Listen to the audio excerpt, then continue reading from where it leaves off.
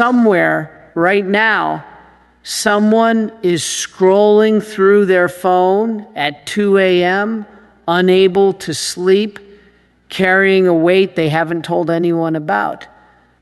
And somewhere right now, a short clip, barely 3 minutes long, is quietly making its way across the internet. No flashy editing, no dramatic music, just a priest sitting in front of a camera saying something so simple that it stops people mid-scroll.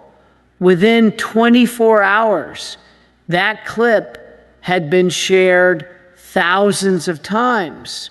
Comments sections filled with people saying the same thing over and over. I needed to hear this today. I was about to give up. How did this find me at exactly the right moment? That's the strange thing about a message rooted in divine mercy. It doesn't need special effects. It doesn't need a celebrity face. It just needs to be true. And true things have a way of cutting through the noise of a world that is exhausted, anxious, and quietly starving for hope. The teaching that spread overnight wasn't new.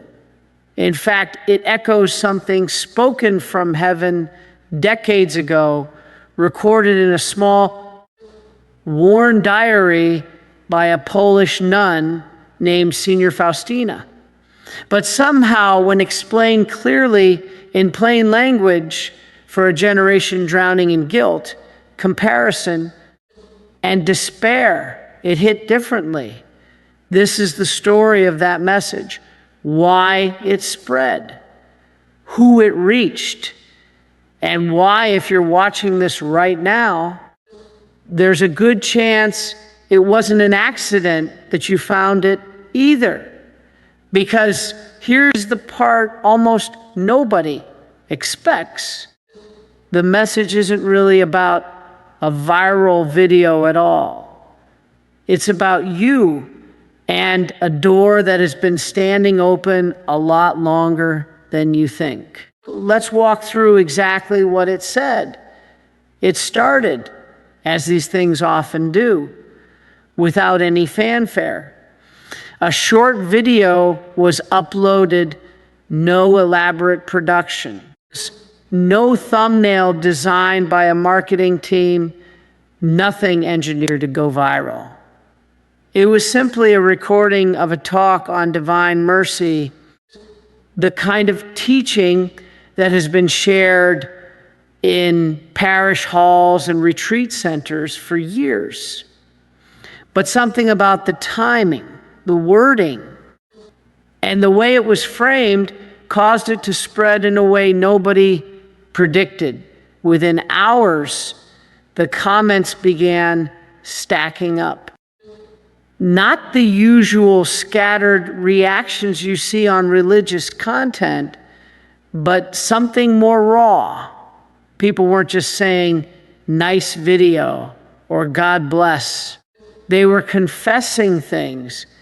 One person wrote that they had been planning to walk away from their faith entirely, and this was the last thing they watched before deciding to stay.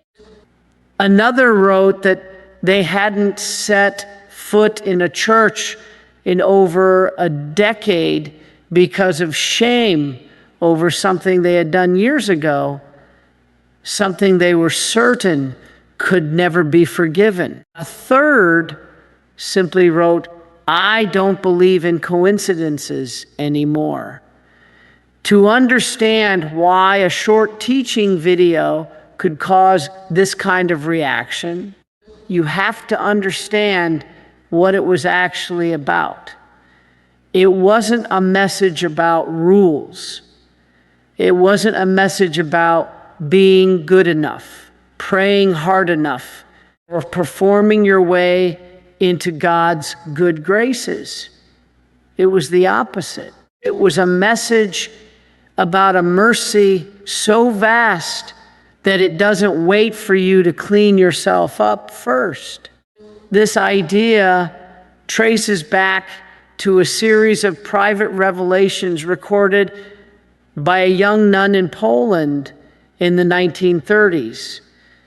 She described encounters in which she was told, in essence, that mercy is not a reward for the righteous. It is a rescue for the desperate. The greater someone's brokenness, the greater their claim on that mercy, not the smaller.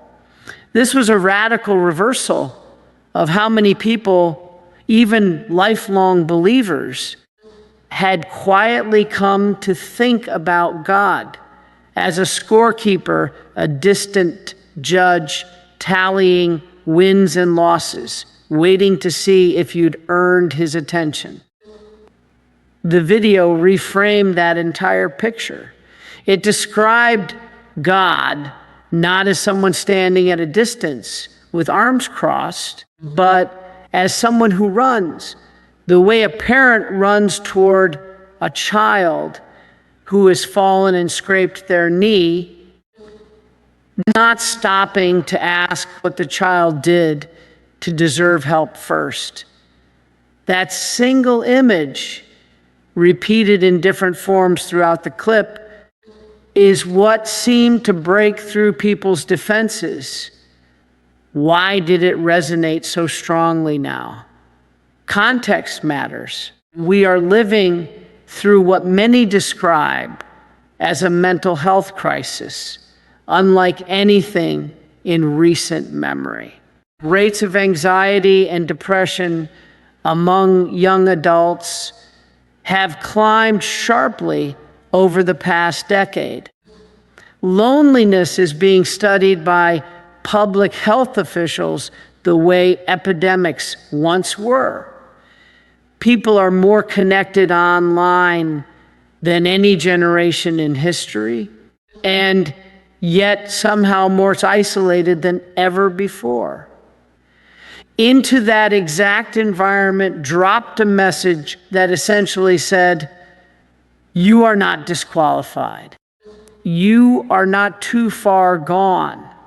You are not the exception to mercy. You are exactly who mercy exists for. There's a particular phrase used in the video that seemed to lodge itself in people's minds and refuse to leave. The idea that no matter how many times someone falls, no matter how long they've been away, no matter what specific thing they think makes them unforgivable, the response from heaven is not rejection, but relief. Relief that they finally turned around. Not where have you been, but welcome back. Several viewers later commented that they had grown up in households or attended churches where the emphasis had always landed heavily on sin, punishment, and fear.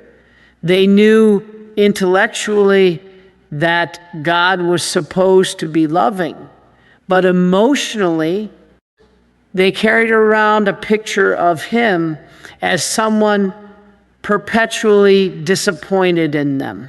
The video didn't ask them to abandon the seriousness of sin. It took sin seriously. In fact, more seriously than a shrug, but it separated the seriousness of the wound from the willingness of the healer. A doctor who takes an illness seriously doesn't refuse to treat the patient. If anything, the more serious the illness, the more urgently the doctor moves. That reframing changed the emotional temperature of the entire message. Instead of guilt driving people further away, it became the very thing drawing them back. Shame, by its nature, tells you to hide. This teaching told people the opposite: hide nothing, because the thing you're most ashamed of is precisely the thing mercy is most eager to reach. By the next morning, the video had been shared across dozens of pages, translated informally into other languages by viewers typing out their own captions, and stitched into shorter clips that spread even further. What had been a routine recording of a routine talk had become, almost overnight, something people were calling a lifeline, long before any video, any hashtag, any comment section full of strangers admitting their secrets to each other. There was a notebook, unremarkable in appearance, filled with the handwriting of a young woman with only a few years of formal education, written in installments over nearly 6 years. She wrote in obedience to a spiritual director who wanted a record kept, not because anyone expected the world to read it one day, but because he sensed something important was happening and didn't want it lost.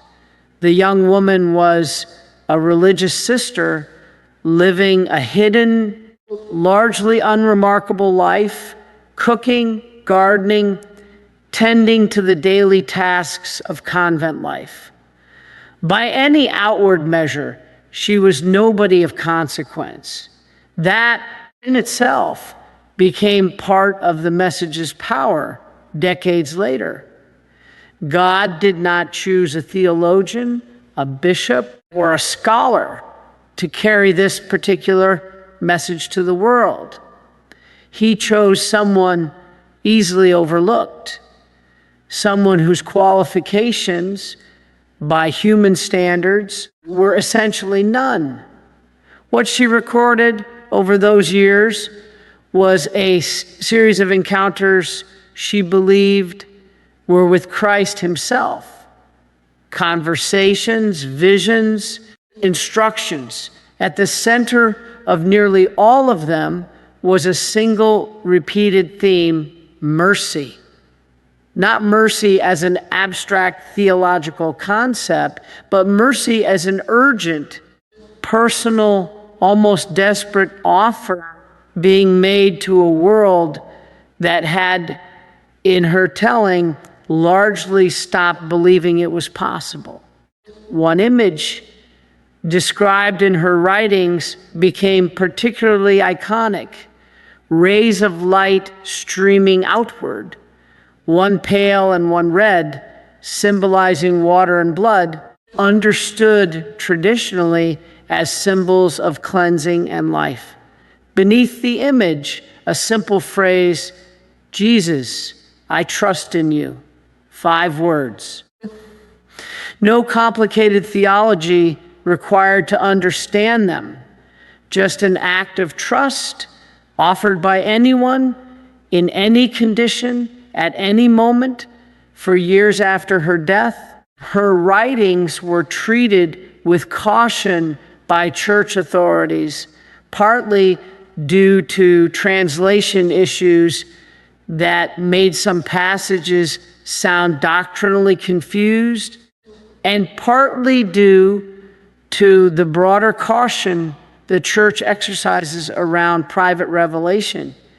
It wasn't until decades later, after careful re-examination, that the original Polish texts were properly translated and the message was formally recognized and embraced at the highest levels of the church. A feast day was established, a devotion spread. What had once been dismissed as the imaginings of an obscure nun became one of the most widely practiced devotions in the modern church. This history matters because It explains something about why the viral video hit as hard as it did. The message wasn't invented by a content creator trying to find an angle. It wasn't a modern reinterpretation designed for social media.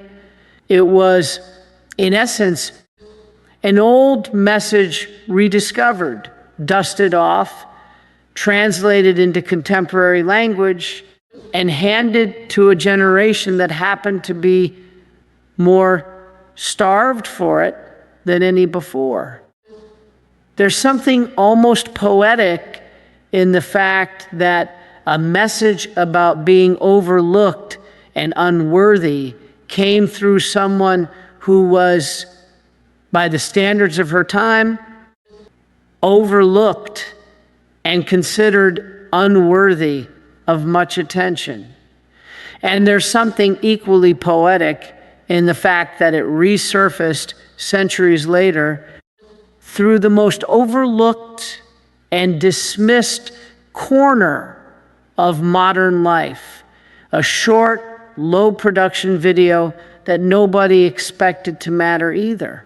Several viewers who commented on the video mentioned they had heard the phrase divine mercy before, but had never actually understood what it meant beyond a vague sense of God forgives. What the video did, drawing on this deeper history, was make clear that this wasn't a soft, watered-down version of forgiveness. It was something closer to rescue. The diary describes encounters in which the depth of human sinfulness is not minimized. If anything, it's described in stark, uncomfortable terms, but the response to that sinfulness is not backing away. It's leaning in. One detail from the historical record stood out to many who researched further after watching the clip. The sister reportedly described being told that the greatest sinners have the greatest right to trust in mercy, precisely because they need it most. Not the moderately flawed, not the mostly good with a few slip-ups, the ones who think they've wandered too far to ever come back.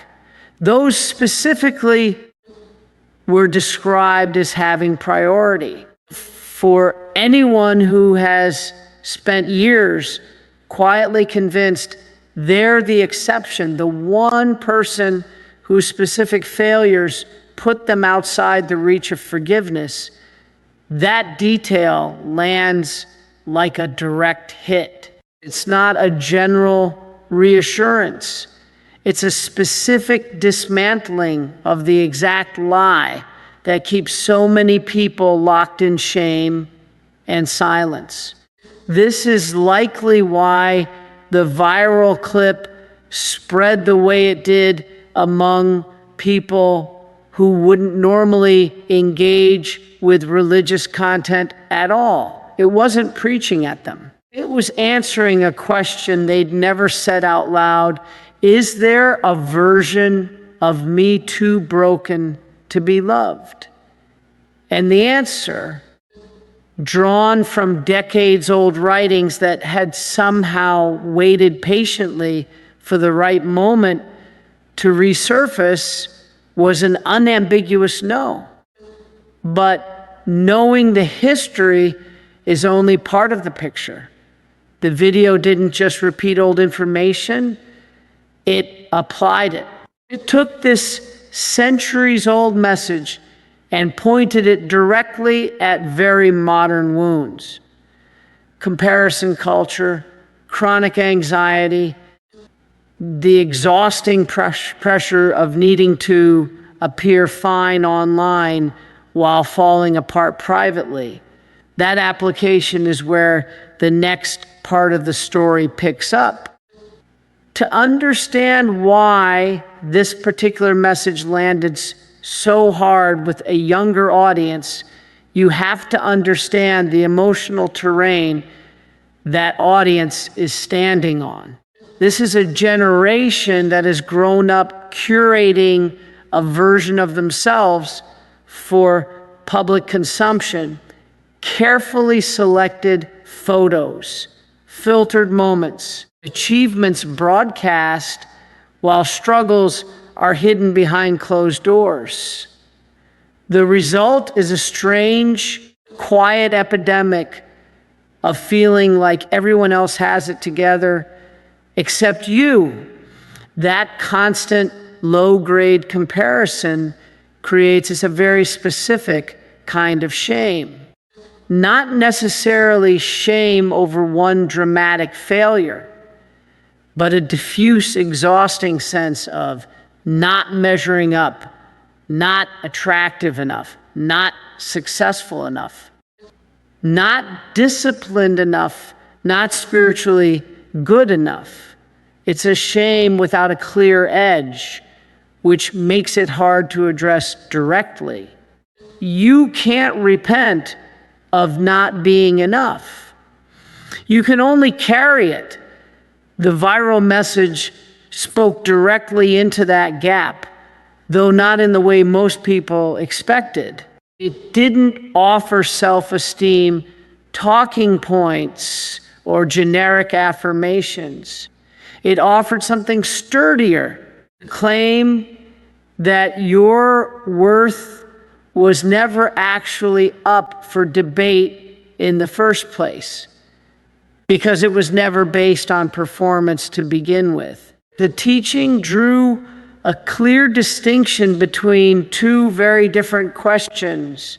People often blur together, am I good enough and am I loved? The video's central argument was that these questions have completely different answers, and confusing them is where so much modern anguish comes from. One especially resonant section of the talk addressed the specific fear so many carry, that if people really knew what was happening behind the curated feed, the anxiety, the resentment, the secret habits, the private failures, they would be quietly written off. That fear, the video argued, is exactly backwards. It described mercy not as something that requires you to hide your worst moments to remain acceptable, but as something that specifically activates in response to those worst moments being brought into the light rather than buried further. This connects to something practical that seemed to strike a nerve with viewers. The idea of trust as an action rather than a feeling. Many people commented that they'd always thought of faith as something you either have or don't have. An emotional state either arrives or doesn't. Video reframed trust as a decision, repeatable in any moment, regardless of how someone feels. You don't wait to feel confident before trusting.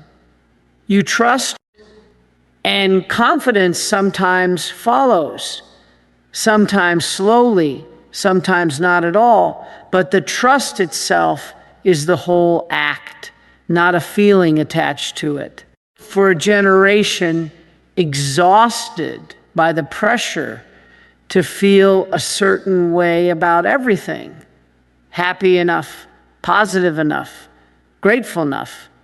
On top of everything else they're supposed to be, this was oddly freeing.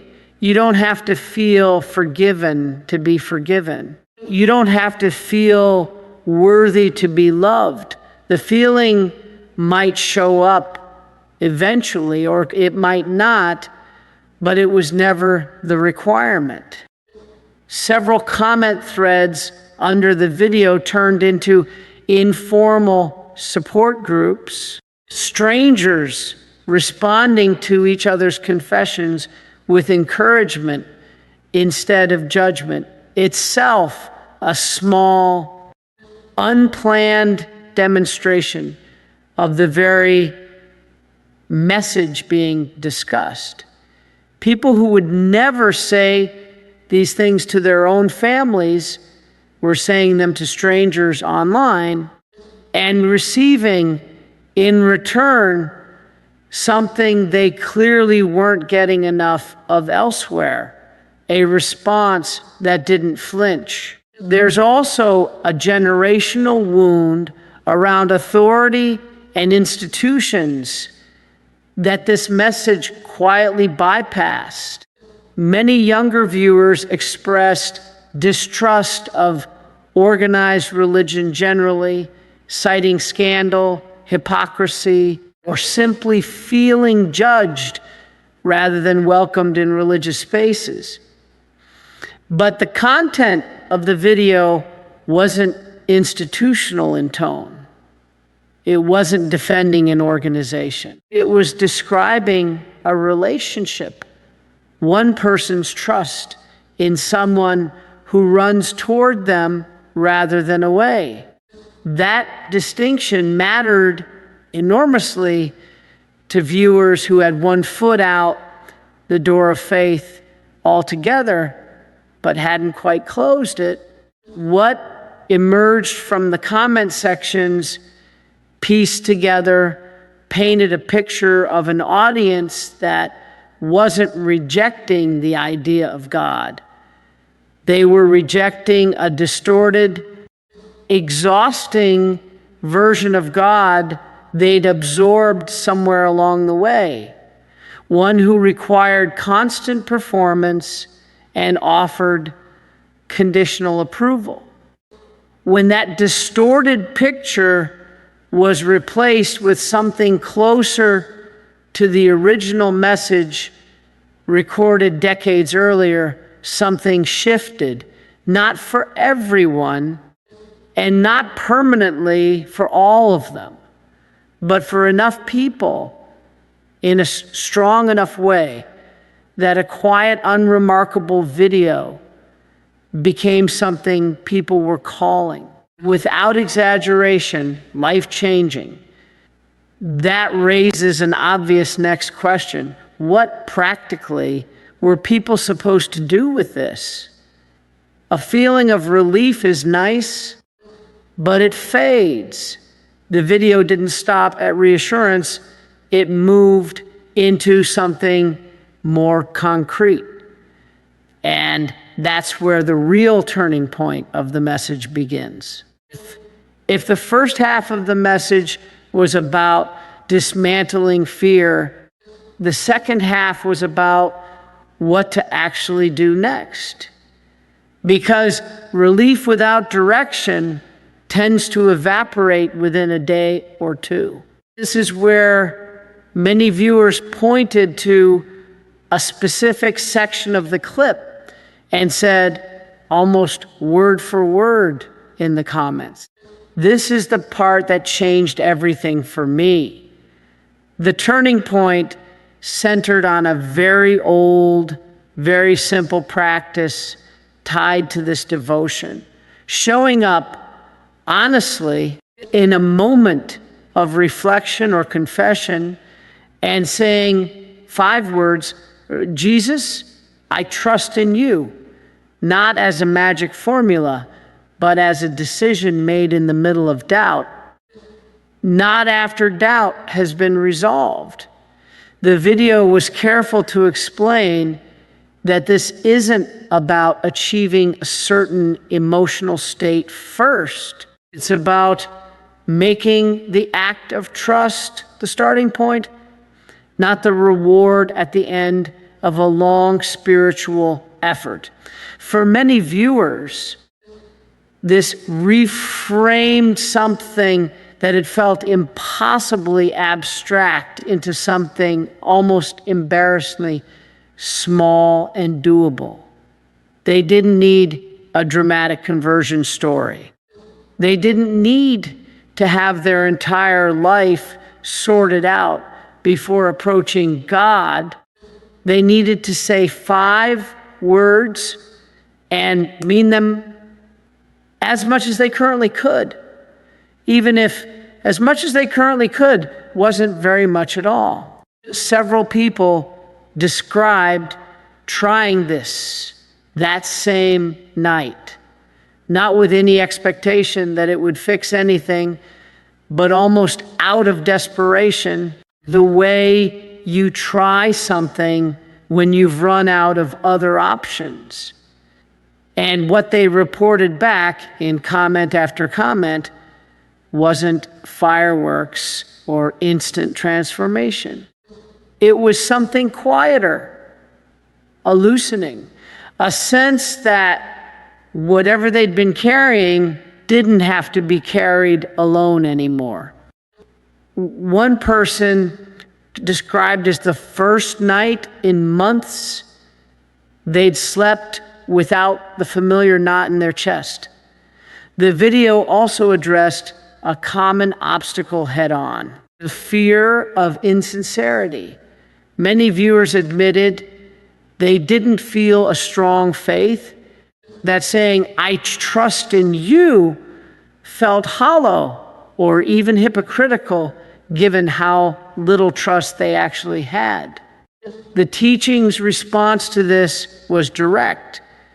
Trust that starts small, even trust that feels forced or thin, is still trust.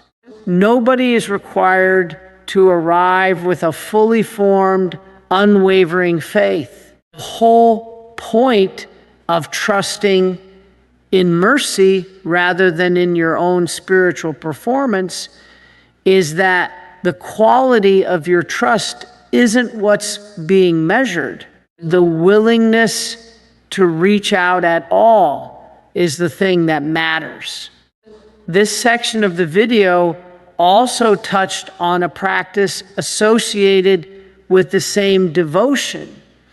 A particular hour in the afternoon traditionally set aside for reflecting on this mercy, and a specific prayer repeated using ordinary rosary beads. The video described this not as a rigid obligation, but as an invitation, a regular, repeatable moment to return to this same truth, especially on days when the initial relief of the message had faded and old fears had crept back in, as they inevitably do. That detail, the acknowledgement that fear creeps back, seemed to matter a great deal to viewers. The video didn't promise a single moment of realization that would permanently erase doubt, shame, or anxiety. It described something more realistic, a practice you return to again and again, precisely because the old patterns of fear and self-condemnation don't disappear after one video or one prayer. They come back, and the response isn't despair that they came back. It's simply returning to trust again as many times as necessary. For an audience deeply familiar with the exhausting cycle of trying to fix themselves, failing and feeling worse for having failed, this was a significant shift. Instead of framing the spiritual life as a straight line toward perfection, the message framed it as a repeated return. Fall, trust, return, fall again, trust again. Not a ladder to climb, but a door you can walk back through as many times as you wander away from it. Some of the most striking comments came from people describing years of feeling stuck in that exact cycle, trying to be better, failing, feeling too ashamed to try again, drifting further away and repeating the pattern. What the video seemed to offer wasn't a way to break the cycle by trying harder. It was a way to break it by trusting more and trying less to earn what was already being offered freely. By this point in the video, the tone shifted from explanation to something closer to a direct address, no longer describing the message in the third person, but speaking straight to whoever happened to be watching at whatever hour of the night they happened to find it. And that shift, more than anything else, is what viewers say pulled them from passive watching into an actual response. What happened after that response is where the story becomes less about a viral clip and more about individual lives. And that's the part worth slowing down for. Every viral moment eventually fades from the algorithm, but what people do with a message tends to outlast the platform that delivered it. In the days and weeks following the video spread, a pattern started to emerge in the responses. Not identical stories, but a shared shape to them, the way separate rivers all eventually reach the same coastline. One recurring account came from people who described years of estrangement from any kind of religious practice, often rooted in a single incident or a slow accumulation of disappointments, a painful experience in a faith community, personal tragedy they felt God had failed to prevent, or simply the quiet drift that happens when life gets busy and faith gets deprioritized.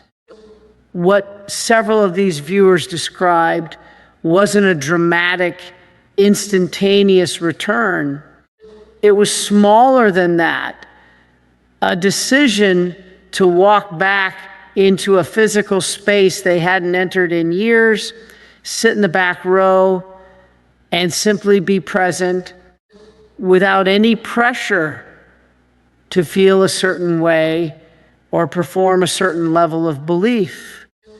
Another recurring theme came from people currently in the middle of something they described as unforgivable in their own minds, an affair, an addiction, a decision that hurt someone they loved, a choice they'd made that they were certain disqualified them from any kind of spiritual peace.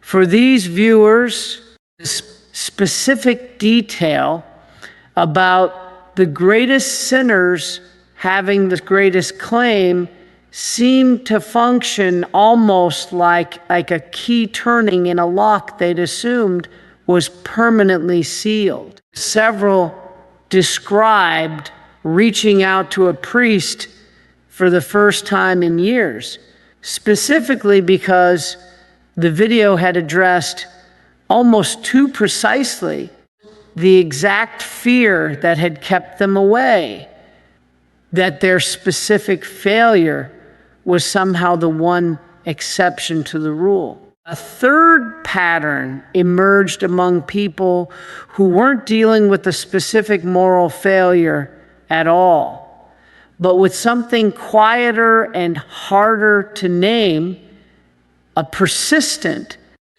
low hum of anxiety and self-criticism that had nothing to do with any single bad decision and everything to do with simply feeling like a disappointment, generally without being able to point to why. For this group, the message seemed to function less like a rescue from a specific crisis and more like a slow recalibration of how they saw themselves day to day. Several described printing out the phrase, "Jesus, I trust in you," and putting it somewhere they'd see it daily, not as a magic charm, but as a small, repeated interruption to the automatic self-criticism that had become background noise in their thinking. It's worth pausing on something important here. Not every response was dramatic, and not every viewer described a clean, resolved outcome. Some commented honestly that the relief was temporary, that old fears crept back within days, that they weren't sure the message had worked in any measurable way. This honesty matters because it reflects exactly what the video itself had warned about, that trust isn't a one-time fix, but a practice returned to repeatedly, especially on the days it feels least convincing. What united nearly all of these accounts, dramatic or quiet, resolved or ongoing, was a shift in the question being asked. Before encountering the message, many viewers described operating from a question like, "Have I done enough to deserve help?" After encountering it, the question many described shifting toward was different. Am I willing to trust even without deserving it? That shift from earning to trusting appears again and again in the language people use to describe what changed for them, regardless of their specific circumstances. There's also something worth noting about the ripple effect beyond the original viewers.